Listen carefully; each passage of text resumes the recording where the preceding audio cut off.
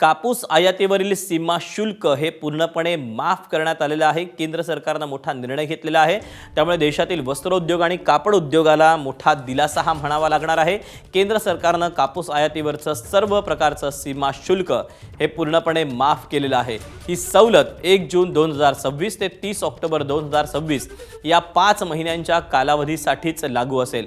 Basic custom duty सोबत कृषी पायाभूत सुविधा आणि विकास उपकर देखील माफ करण्यात आलेला आहे। यामुळे बाजारात कापसाची उपलब्धता वाढणार असून कच्च्या मालाचे भाव हे नियंत्रणात येण्यास मदत होईल असं सरकारकडून सांगितलं गेलेलं आहे। याबद्दलचे अपडेट जाणून घ्या तर सोमेश कोलगे आपल्या सोबत आहे। सोमेश, केंद्र सरकारने हा निर्णय घेतल्यामुळे कसा फायदा होणार आहे?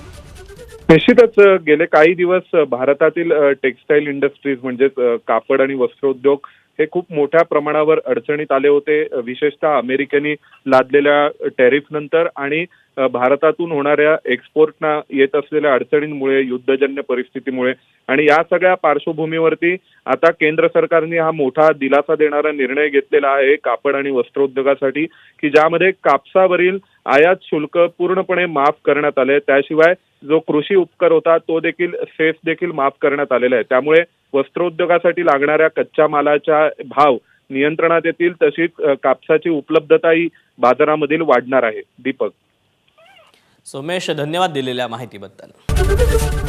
एबीपी माझा, उघडा डोळे बघा नीट।